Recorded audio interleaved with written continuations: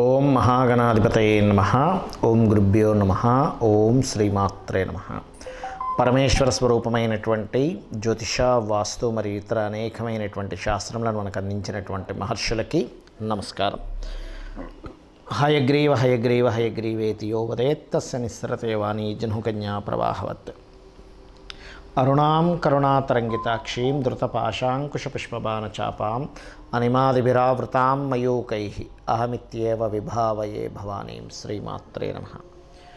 ప్రేక్షకులకి ఆ లలితాంబిక అమ్మవారి యొక్క అనుగ్రహము మరియు ఆ పితృదేవతల యొక్క అనుగ్రహం పరిపూర్ణంగా కలగాలని మనస్ఫూర్తిగా కోరుకుంటూ మనం ఈరోజు 2024 సంవత్సరంలో ప్రధానంగా శని యొక్క సంచారం వల్ల ద్వాదశ రాశుల వారు ఎటువంటి జాగ్రత్తలు తీసుకోవాలి, అదేవిధంగా రాహు ప్రధానంగా మనకి మీన రాశిలో సంచరిస్తున్నందుకు కూడా ఎటువంటి జాగ్రత్తలు తీసుకోవాలి, కేతు కన్యారాశిలో సంచరిస్తున్నందుకు ఏ జాగ్రత్తలు తీసుకోవాలనే ముఖ్యమైనటువంటి అంశాలు, ముఖ్యంగా శని, అదేవిధంగా ఈ 3 గ్రహాల ప్రభావం ఈ 2024 మీద ఎటువంటి ప్రభావం చూపించబోతుంది దేశవ్యాప్తంగా అనేటువంటి విషయాలు మనం తెలుసుకుందాం. అదేవిధంగా ఏ పరిహార మార్గాలు చేసుకోవాలో కూడా నేను మీకు చెప్తాను. కర్కాటక లగ్నము, కర్కాటక రాశి, కర్కాటకం వారికి కనుక చూసుకున్నట్లయితే ప్రధానంగా కర్కాటకం వారికి ఇక్కడ మీకు శని అష్టమంలో సంచరిస్తున్నాడు. సర్వసాధారణంగా 2024లో అమ్మో మనకి అష్టమ శని ఉందండి అని ఒక చిన్న భయం ఉంటుంది. కానీ ఎప్పుడైనా గుర్తుపెట్టుకోండి, అష్టమ శని అంటే ఏమిటి? ఒకటి ఆలస్యం అవ్వడం, రెండవది తండ్రి గారి ఆరోగ్యాన్ని చూసుకోవాలని చెప్తుంది అష్టమ శని. ఎప్పుడూ కూడా గుర్తుపెట్టుకోండి. అంటే ఏమిటి? మనం సర్వసాధారణంగా కొన్నిసార్లు ఏంటంటే ఆ చిన్న చిన్న వస్తుంటాయి పోతుంటాయి అని అనుకుంటాం. నిజంగానే చిన్న చిన్న అనారోగ్యాలు కావచ్చు, చిన్న చిన్న వస్తాయి పోతాయి. కానీ కొన్ని సందర్భాల్లో మనం కేర్గా ఉండాలి. తండ్రి గారికి కొంచెం ఆరోగ్యం బాగోపోయిన వెంటనే ఇమీడియట్ యాక్షన్ తీసుకోండి. దాని ద్వారా ఏమవుతుందంటే మనకి గైడ్ చేసే వాళ్ళు ఒక పెద్ద ఎవరు అంటే తండ్రి లేదా ఒక గురువు, మనకు వెల్ విషర్స్, అలాంటి వాళ్ళ విషయంలో ఏమాత్రం చిన్న పిసర వాళ్ళకి ఏదైనా ఇబ్బంది ఉండబోతుంది అన్నప్పుడు వెంటనే యాక్షన్ తీసుకోండి కర్కాటకం వారు. ఇంకోటి ఏంటంటే ఆలస్యం అవుతూ ఉంటాయి. ఆలస్యం అవుతున్నప్పుడు టెన్షన్ పడాల్సిన అవసరం లేదు. గుర్తుపెట్టుకోండి, ఆలస్యం అవుతున్నాయి కదా, ఆలస్యం అయినా ఏం కాదు, మీరు ఈ ఆలస్యం తగ్గాలి. ఎందుకంటే అష్టమ శని కొంత ఆలస్యం తగ్గాలి అంటే మీరు చేయవలసింది ఏమిటి అంటే సింపుల్గా ఏం లేదు, నువ్వులు ఉంటాయి, తెల్ల నువ్వులు, మనకి నీలం రంగు వస్త్రాన్ని దానంగా ఇవ్వండి. అయితే ఈ కర్కాటకం వారికి ప్రత్యేకంగా ఈ శని ఉన్న నక్షత్రం రాహు నక్షత్రంలో సంచరిస్తూ ఈ యొక్క రాహు భాగ్యంలో సంచరిస్తున్నాడు. అంటే ఏమిటి? ఇక్కడ కర్మ, ఎటువంటి కర్మలు ప్రధానంగా చేయాలి ఈ కర్కాటకం వారంటే పితృకర్మలు ఖచ్చితంగా చేయాలి. పితృదేవతలు వీరిని రక్షిస్తారు. సర్వసాధారణంగానే 9వ స్థానంలో కనుక జన్మజాతకంలో రాహు ఉంటే పితృదోషము అంటూ ఉంటారు. అంటే ఏమిటి? మీరు పితృదేవతలకు చేయవలసింది పాస్ట్ లైఫ్లోనో ఎక్కడో మీరు ఆగిపోయింది, దాన్ని కంటిన్యూ చేయండి అని అర్థం. పితృదోషము అంటే మీకు ఏదో అన్నీ ఆగిపోతాయని దాని అర్థం కాదు. అక్కడ మీకు ఎనర్జీ తక్కువగా ఉంది. ఇప్పుడు చూడండి, దోషము అంటే అక్కడ ఏదో ప్రాబ్లం ఉందని. ఇప్పుడు ఉదాహరణకి మనలో ప్లేట్లెట్స్ తగ్గాయి అని బాధపడతామా? ప్లేట్లెట్స్ పెరగడానికి మనం ఏదైనా చేస్తామా? ఇది అర్థం చేసుకోవాలి. మెడికల్ పరంగా ఎలా అయితే మనం చూడండి, పలానా వైటమిన్స్ తగ్గాయండి అని చెప్తారు డాక్టర్ గారు టెస్ట్ చేసి రిపోర్ట్స్ తీసుకొని. అప్పుడు మనం ఏం చేస్తాము? ఓహో, ఈ వైటమిన్స్ తగ్గాయి కాబట్టి ఆ వైటమిన్స్ని పెంచేటువంటి ట్యాబ్లెట్ వేసుకోవడమో ఫుడ్ తీసుకోవడమో చేస్తాం. అలాగే పితృదోషము ఉందంటే దాని అర్థం ఏమిటంటే మీకు పితృదేవతల నుంచి రావాల్సినంత ఎనర్జీ రావట్లేదు. మన శాస్త్రాల్లో చాలా స్పష్టంగా చెప్పింది ఏమిటంటే మనకి దేవతలు ఎంత అవసరమో పితృదేవతలు కూడా అంతే అవసరం. పితృదేవతలు అంటే ఎవరు? మన యాన్సిస్టర్స్. అండ్ ఒక సిస్టమ్ అనేటువంటిది ఉంది పితృదేవతలు అనేటువంటిది. ఆ సిస్టమ్కి మనం ఎప్పుడైతే మనం ఈ దేవతలకు ఎలా అయితే మనం పూజ చేసుకొని ఎట్లా చేస్తామో పితృదేవతలు కూడా చేస్తూ ఉంటాం. అప్పుడు వారి ఎనర్జీ కూడా మనకు కావాలి. సో కర్కాటకం వారికి ప్రధానంగా అన్ని రాసుల కంటే పితృదేవతల అనుగ్రహం, పితృదేవతలకు సంబంధించింది ఎక్కువగా కావాలి. మరి దీనికి ఏం చేయాలి? అమావాస్య నాడు స్వయం పాకం ఇవ్వడము, తిలలు అమావాస్యకి నల్ల నువ్వుల్ని వాళ్ళకి వదలడము, లేదంటే అవన్నీ నాకు తెలియవండి నేను ఎక్కడో ఉన్నాను అని అనుకుంటే కానీ నేను చెప్పేది ఒకటే, సింపుల్గా 5 మెతుకులు తీసుకొని నేతిలో ముంచి చక్కగా పితృదేవతల కోసమని పంటికి తగలకుండా మీరు తీసుకోండి. అది పితృదేవతలకు అందుతుందని చెప్పి శాస్త్రాలు చెప్తున్నాయి. లేదా ఒక ముద్దని పక్కకు పెట్టి ఒక గిన్నెలో మీరు తినేది పక్కన పెట్టి వీటికో పెట్టండి కనీసం దాన్ని. ఏ కాకో లేకపోతే ఏ పక్షు తినడం ద్వారా కూడా అది వెళ్తుంది పితృదేవతలకి. అదేవిధంగా ఇక్కడ కర్కాటకం వారు ప్రధానంగా ఈ శని నుంచి అష్టమంలో కేతు సంచారం జరుగుతుంది కాబట్టి అగ్రిమెంట్స్ రాసేటప్పుడు కొంత జాగ్రత్తగా ఉండండి.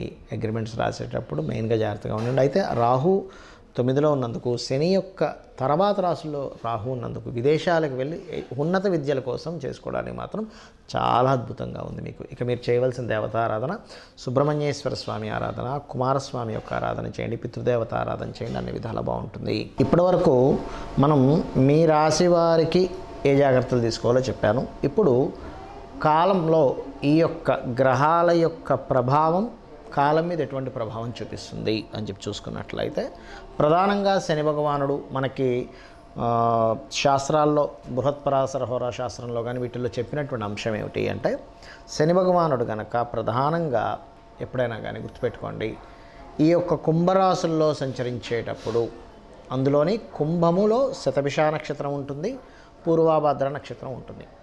అయితే ఈ శతభిష పూర్వాభాద్ర నక్షత్రం వారు కొంత జాగ్రత్తగా ఉండాలి. ఒకటి, అక్కడ కొంచెం తల్లిగారు ఆరోగ్య విషయంలో జాగ్రత్తగా ఉండాలి పర్సనల్గా తీసుకుంటే. కానీ ప్రపంచవ్యాప్తంగా, దేశవ్యాప్తంగా, మన ఇండియా పరంగా చూసుకుంటే ఏమిటి అంటే, ఇక్కడ ప్రధానంగా ఈ యొక్క సారాయి లేకపోతే అంటే మత్తు పానీయాలకు సంబంధించినటువంటి విషయంలో కొంతమంది చూడండి, పలానా వైన్ షాప్స్ అవి తీసుకుని ఉంటారు, ఎక్కువ రేట్ పెట్టి తీసుకుని ఉంటారు. అలాంటి వాళ్ళు ఇబ్బంది పడతారు. ఎందుకు అంటే, ఇక్కడ మత్తు పానీయాలు అమ్మేటువంటి వాళ్ళ మీద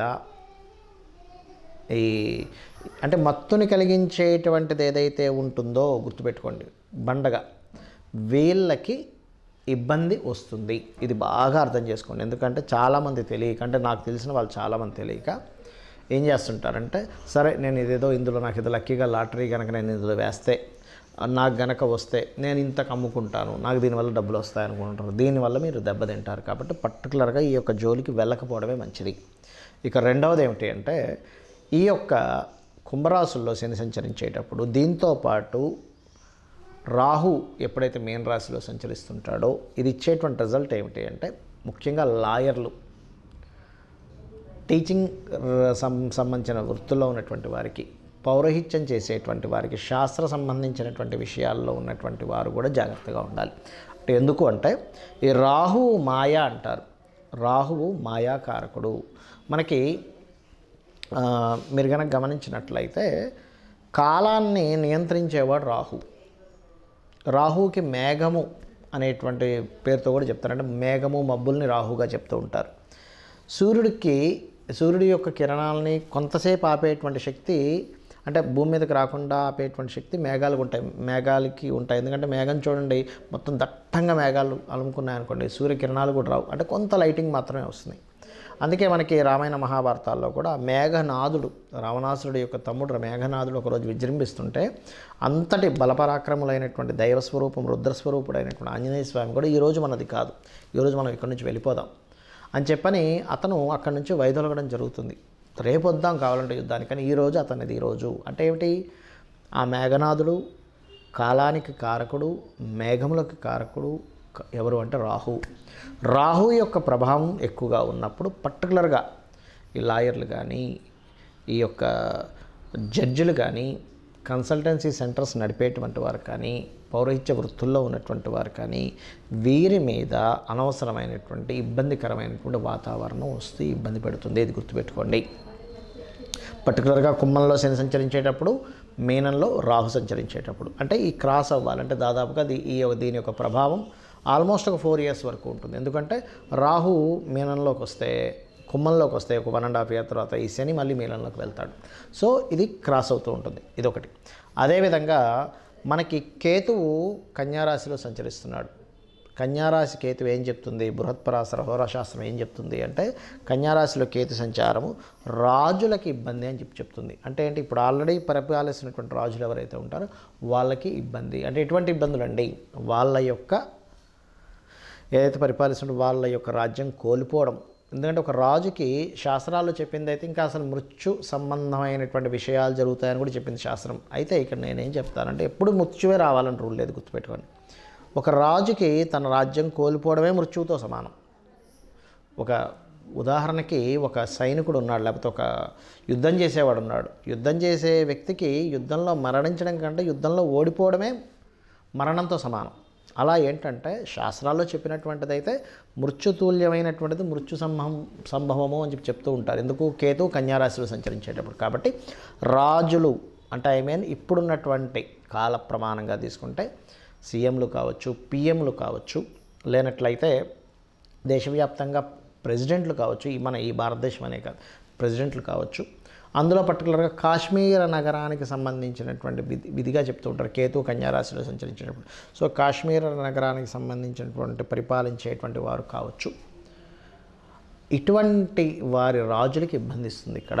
మరి కేతు సంచారం కన్యారాశిలో మరి సామాన్య ప్రజలు ఏ విషయాలు జాగ్రత్తగా ఉండాలి అంటే ఇక్కడ ల్యాండర్ మీద చూపిస్తూ ఉంటుంది. ఎందుకంటే కన్యారాశి అనేటువంటి ల్యాండ్ సంబంధించిన రాశి. కన్య కానీ, వృషభం కానీ, అదేవిధంగా మకరము, ఈ 3 కూడా ల్యాండ్స్ రిలేటెడ్ సంబంధించిన రాశిగా చెప్తూ ఉంటారు. కాబట్టి ఒక 1 year 4 months వరకు, ఇంకొక 1 year 4 months చేంజ్ ఉంది ఆ కన్యారాశిలో కేతు సంచారం.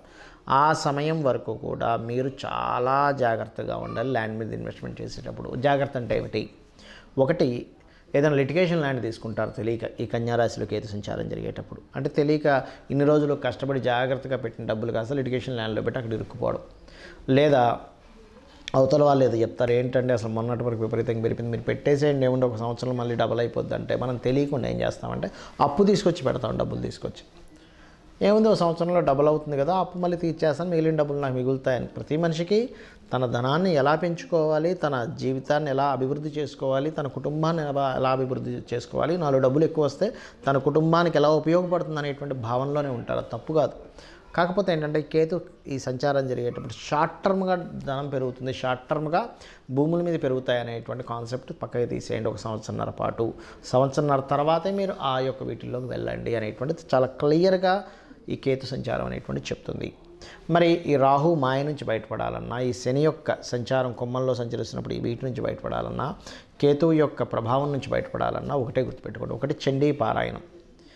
కలియుగంలో కలౌ చండీ వినాయక అంటారు. అంటే గణపతి యొక్క ఆరాధన, చండీ యొక్క ఆరాధన అద్భుతమైన ఫలితాలు ఇస్తుంది. ముఖ్యంగా కుంభరాశిలో శని సంచారం చండీ పారాయణం చేయడం ద్వారా, మీన రాశిలో రాహు యొక్క సంచారం వల్ల పితృదేవతలకు చేయడము మరియు దుర్గా ఆరాధన ద్వారా, అదేవిధంగా కన్యారాశిలో ఉన్నటువంటి కేతువు యొక్క సంచారం వల్ల నేను మీకు ల్యాండ్ సంబంధించి చెప్పాను. ఇప్పుడు కొంతమందికి అదే వృత్తిగా ఉంటుంది. అంటే అలాగా వ్యవసాయం చేసే రైతులకి ల్యాండ్ మీదే పని ఉంటుంది, రియల్ ఎస్టేట్ వాళ్ళకి ల్యాండ్తోనే పని ఉంటుంది. రియల్ ఎస్టేట్ కంపెనీయే డైరెక్ట్ అక్కర్లేదు, చిన్న వాళ్ళు ఉంటారు మీడియేటింగ్ చేసేటువంటి వాళ్ళు నెలకు 1-2 ప్లాట్లు అమ్ముకొని వాళ్ళ జీవితాన్ని సాగించుకుంటూ ఉంటారు.